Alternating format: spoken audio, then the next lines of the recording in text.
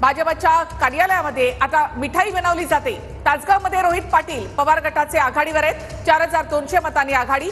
तर पंढरपूरमध्ये भगीरथ भालके यांनी आपली आघाडी कायम ठेवली आहे, 3487 मतांची आघाडी। तर समाधान आवताडे भाजपचे उमेदवार यांना मोठा धक्का। पंढरपूरमध्ये भगीरथ भालके हे आघाडीवर आहे। तर भाजप मोठा पक्ष महायुती 189 जागांवर आघाडीवर आहे। भाजप 108। 2019 ला भाजपला 105 जागा मिळाल्या होत्या, मात्र आता भाजप 108 जागांवर आघाडीवर आहे। तर शिंदेच्या शिवसेनेला सुद्धा इथे 49 जागांवर आघाडी मिळाली आहे। तर अजित पवारांच्या राष्ट्रवादीला 32 जागांवर आघाडी मिळाली आहे।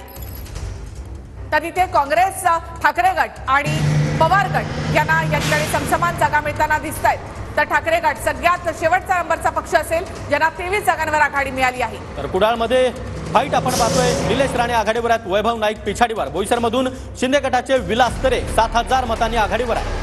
तर कामठीमधून चंद्रशेखर बावनकुळे आघाडीवर आहेत। महायुती आता 185 जागांवर आघाडी मिळवून पुढे आहे। भाजप सगळ्यात मोठा पक्ष 104 जागांवर आघाडी।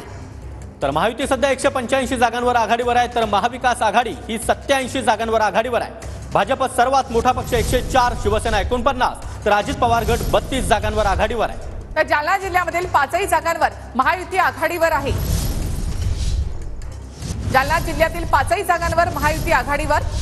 तर माहीमधून महेश सावंतांना 8867 मतं पडलेली आहेत, मोठी आघाडी त्यांनी घेतली आहे। तर सदा सरवणकर यांना 6202 मतं, अमित ठाकरेंना 4000 मतं या ठिकाणी मिळालेली आहेत। माईम मतदारसंघ अत्यंत हाय प्रोफाईल अशी लढत या ठिकाणी, मात्र अमित ठाकरे पिछाडीवर पडलेले आहेत, 3ऱ्या क्रमांकावर गेलेत।